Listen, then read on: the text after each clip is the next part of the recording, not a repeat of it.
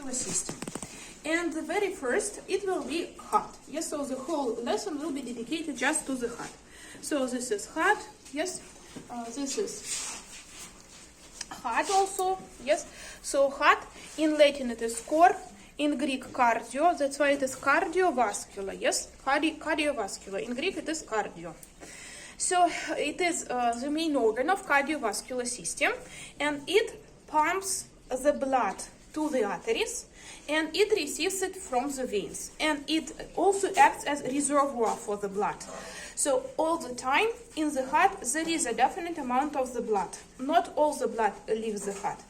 So yes, what you should understand, that if you say that it pumps arterial blood and takes venous, it will be wrong. Not all the arteries contain arterial blood, and not all the veins contain venous.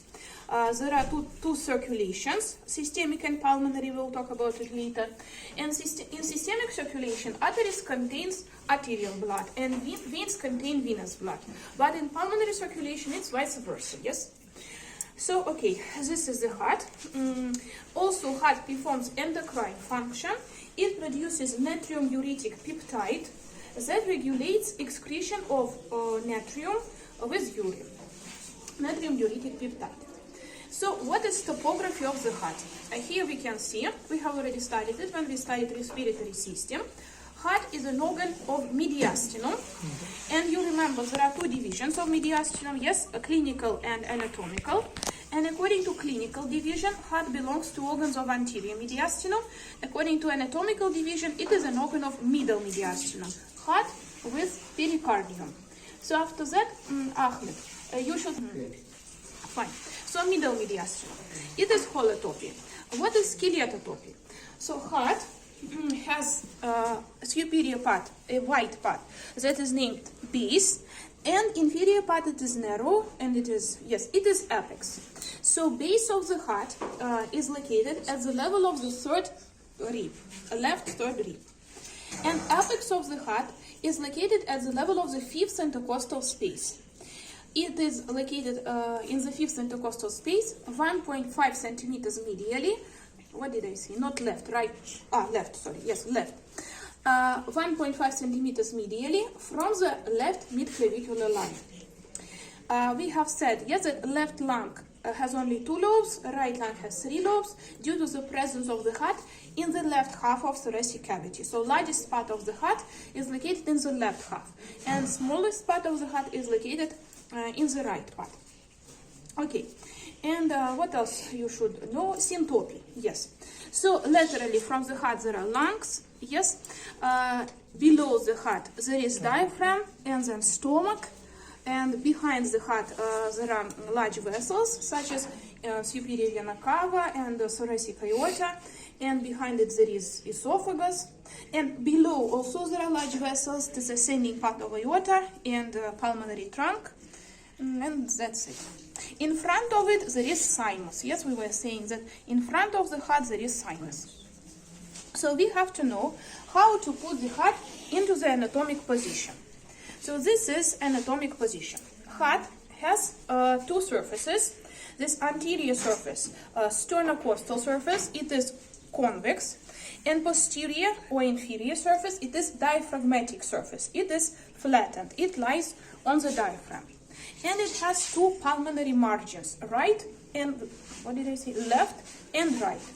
A right pulmonary margin is sharper than the left margin, because wall of the right chambers of the heart, especially right ventricle, because right pulmonary margin is formed by right ventricle, is thinner with the wall of the, in comparison with the wall of the left ventricle, because left ventricle contains arterial blood and it pushes the blood to vessels of systemic circulation, yes, so it delivers the blood to all the organs of the body, and right ventricle, it pushes the blood to the pulmonary trunk, and it only delivers the blood to the lungs for gas exchange. Yes.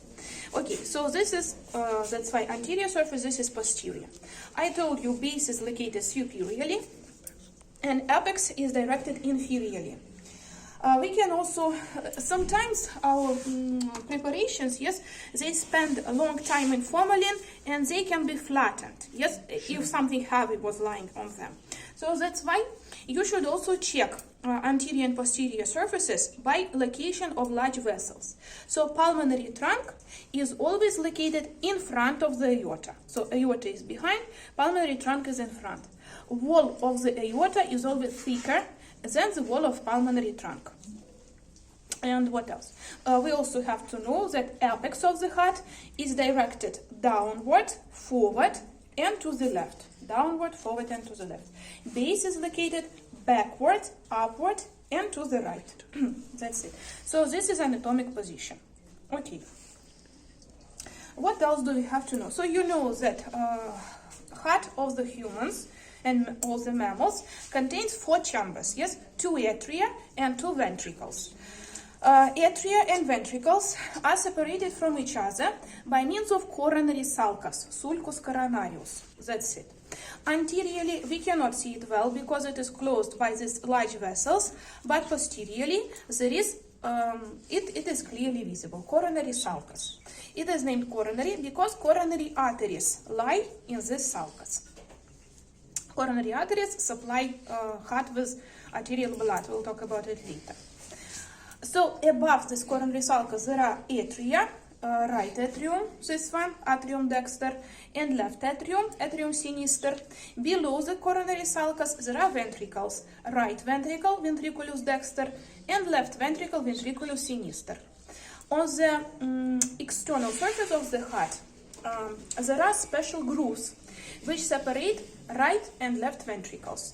Anteriorly, it is anterior interventricular groove, sulcus interventricularis anterior. Posteriorly, posterior interventricular groove, sulcus interventricularis posterior. And if we look very attentively, we will see that the largest part of sternocostal surface is formed by right ventricle, yes?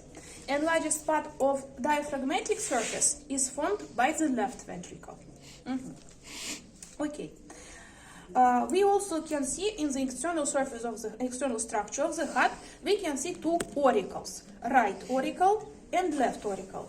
They belong to corresponding atria. These are like additional cavities in the atria, the right and left atria, and they are like hugging this large vessel, they hug them, and they are also directed to the left. So it can also help you to identify anatomic position of the heart. Besides this function of auricles as an accessory cavity for atria, it also has some pathological function because when blood enters these additional cavities, flow of the blood becomes turbulent. Yes, you studied it in physics. It should be laminary, but it becomes turbulent. Turbulent flow of the blood creates conditions for formation of clots. Yes. So very often, not very often, but there are cases when clots are formed in the heart, in these auricles. Okay, that is external structure. Yes, I told you there are 4 chambers, right and left atrium, and right and left ventricles. So what can we see? Again, we will first check anatomic position. This is left ventricle, this is right ventricle, this is right atrium. No, okay, let's start with left ventricle. So there are 3 circulations, systemic, pulmonary, and cardiac. We will now start with systemic circulation first. So systemic circulation, you studied it at school, I'm sure, starts with left ventricle. And the vessel which starts from the left ventricle, it is aorta. So this is aorta. Yes, and it ends in the right atrium with openings for superior and inferior vena cava. Here there was inferior vena cava, and here superior vena cava. Okay. Where is inferior? Inferior was here. Now it is removed, but it was here. Superior directed to the aorta. Superior is directed upward. Upward and yes, and inferior posterior. Yes. Okay. So left ventricle, here we can see it. it actually has two openings. One of them is opening of the aorta, where blood is pumped, yes, during contraction of the heart.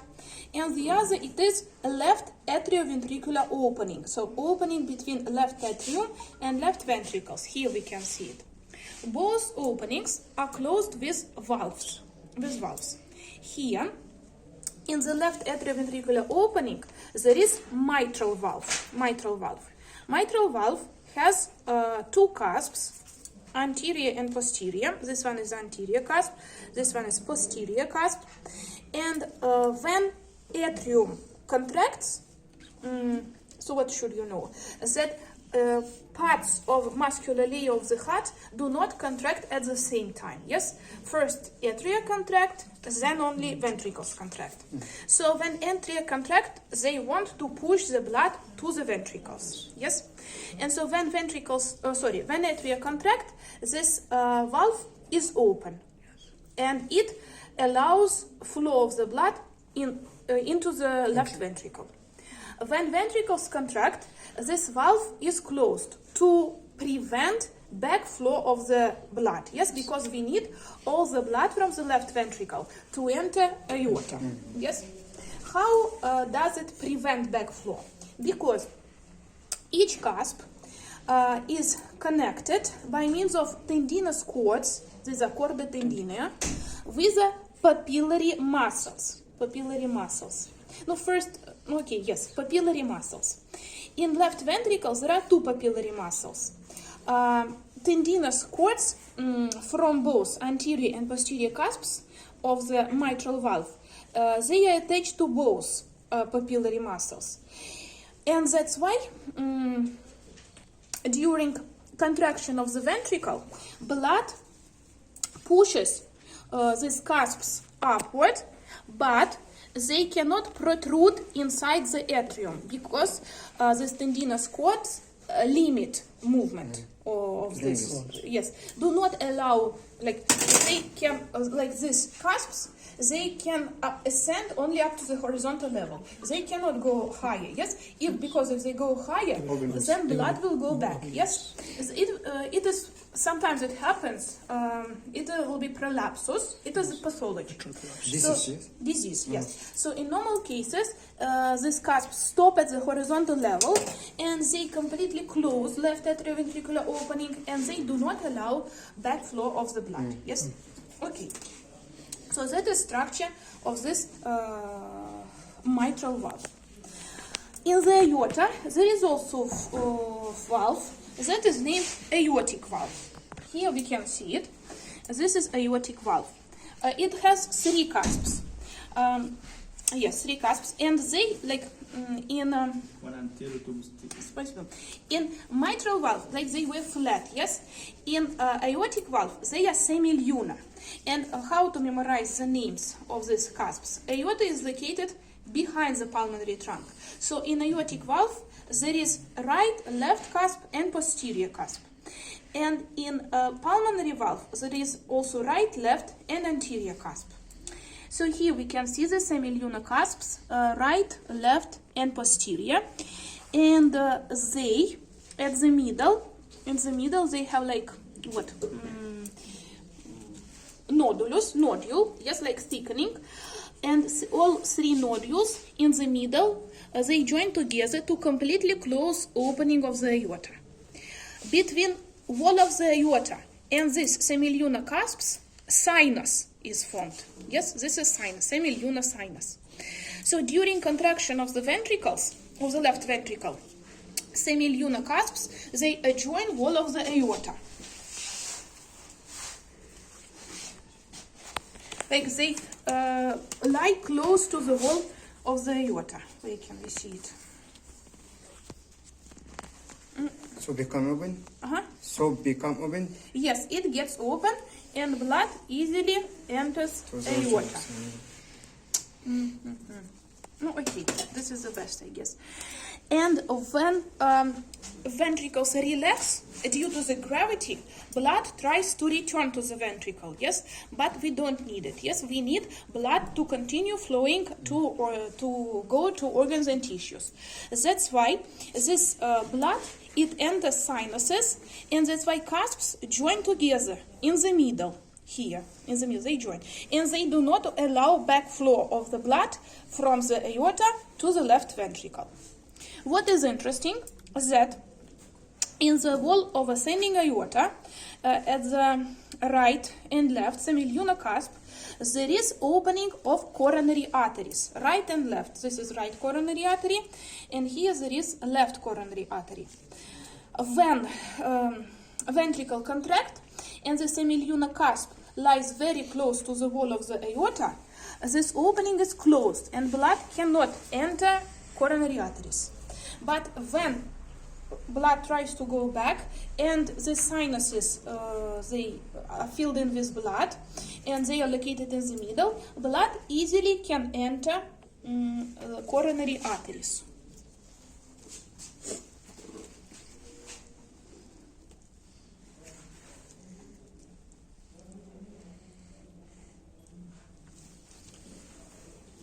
Doctor, in the aortic valve, what's the responsible for the closed of the opening in the atrium? Again? What's the responsible for the closed of the atrium? Like in the mitral atrium, responsible for links of the and here is gravity. Like here, the sinus, these cusps join together in the middle when blood tries to go back. Yes? And so here we can see this opening of coronary artery, yes? During contraction of the ventricle, cusps, they close this opening. But when this blood is here, and then it tries to go back, it enters the sinuses, yes? And it goes after that to the coronary arteries to supply heart with blood, yes? And so blood, that's why blood supply of the heart occurs only during relaxation phase of the heart. It is diastole. Diastole. Okay. Diastole is fitting of the heart. Diastole is relaxation of the heart, and systole is contraction of the heart. There are two phases in cardiac cycle: systole and diastole. Okay. And so what else can we see inside in the left ventricle? Here we can see these are like trabecular cardia. They belong to muscular layer of the ventricles, yes, to the myocardium of ventricles. No, and that is also two openings. It is cone-shaped left ventricle, we can say. Okay. And so systemic circulation ends with right atrium. This is right atrium. And we see, yes, that surface of the left ventricle as well as surface of right ventricle is not smooth. There are papillary muscles and trabecular cardia. But if we look at the atria, it's not like that. Most part of the atria is smooth. The exception is a part that belongs to auricles. Here in the auricles, there are pectinate muscles, musculus pectinati. So they are longitudinal. Have longitudinal direction. And so here in the right atrium there are 4 openings in adult people, and in fetuses they are 5. So first of all, there are 2 vessels which serve as the end of systemic circulation. It is inferior and superior vena cava. So inferior vena cava collects venous blood from lower part of the body, and superior vena cava from upper part of the body, yes, and they both open into the right atrium, superior and inferior vena cava. One more opening, it is coronary sinus. Here there is coronary sinus. Coronary sinus collects venous blood from the heart. And here. So all the veins of the heart, they finally drain into coronary sinus. One more opening, it is right atrioventricular opening. Yes, foramen atrioventriculus dexter. And this opening is closed by tricuspid valve. It has the same structure as mitral valve, but it has 3 cusps. So these cusps are also anterior. Yes, anterior. Yes, posterior. This one, and here there must be septal cusp. Yes, that faces interventricular sept. So right and left atria are separated from each other by means of interatrial sept, septum interatriale. And right and left ventricles are separated from each other by means of interventricular sept, septum interventricularis. So septal cusp starts from the interventricular sept. And structure is the same. Yes, there are chorda tendinea which are attached to papillary muscles. In the right ventricle there are 3 papillary muscles. In the left ventricle there are only 2. Here there are 3. Okay, and one more opening which exists only in fetuses, only in the embryonic period, in the fetal period. It is foramen ovale. Doctor, it is disappear? Disappear? Yes, it must disappear, yes. So foramen ovale, here it must be located. It connects right atrium with left atrium. And by moment of birth, it should get closed, and only fossa ovalis is left, for like depression. Fossa ovalis, it is better visible from the side of right atrium. Okay. Pulmonary circulation starts from the right ventricle with pulmonary trunk. This is pulmonary trunk. And it ends in the left atrium with 4 pulmonary veins, 2 right and 2 left pulmonary veins. So here there are 2 right, and here there are 2 left pulmonary veins. So systemic circulation starts with aorta, with arterial blood. Yes, blood goes to organs and tissues. It gives nutrients and it gives oxygen to organs and tissues. Yes, and after that blood becomes venous or deoxygenated, and deoxygenated blood returns back to the heart through superior and inferior vena cava. That's how systemic circulation ends.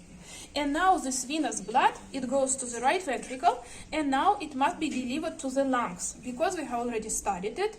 Lungs are organs which serve for gas exchange. Yes. So now, yes, we again need to get oxygen, like yes, for this blood, and then in the lungs, after gas exchange occurred, blood is collected by right and left pulmonary veins, and it goes back to the left atrium. So that's how pulmonary circulation ends. So in pulmonary trunk, between right ventricle and pulmonary trunk, there is pulmonary valve. And it has the same structure as aortic valve, but just cusps. They are also semilunar, but they are right, left, and anterior. And one more difference is that there are no openings for coronary arteries here. Yes. So the only function of a pulmonary valve is to prevent backflow of the blood to the right ventricle during diastole, during relaxation. Yes. And for aortic valve, there is one more additional function. It is to provide blood supply for the heart. Yes. Okay. And yes, in the left atrium, there are 5 openings, 4 pulmonary veins, 2 right and 2 left, and 1, it is left atrioventricular opening that is closed by mitral valve. We have already said about it. So interventricular sept, it separates ventricles from each other. It has a membranous part. Upper 1/3 it is membranous part that is formed by connective tissue, and lower 2/3 it is muscular part. That's it. What can we say about internal structure of the heart? It is hollow muscular organ, and it has 3 layers in the wall. Internal layer is aligned, yes, it is endocardium, like in uterus it was endometrium, here it is endocardium, yes. It is lined with endothelium, columnar epithelium, yes. And then middle layer, it is muscular layer, it is myocardium. And myocardium is better developed in ventricles than in atria. In myocardium of atria, there are 2 layers of muscles. Internal layer is longitudinal and external one is circular. And in myocardium of ventricles, there are 3 layers. Internal is longitudinal, then middle one is circular, and external is oblique. The endocardium? Myocardium, yes. So, external and internal layers of myocardium in ventricles, they are common for both right and left ventricles. And middle layer is separate for each ventricle.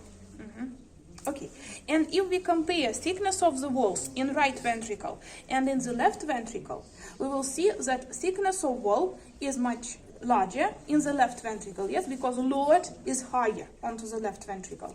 And it is due to the thickness of middle layers.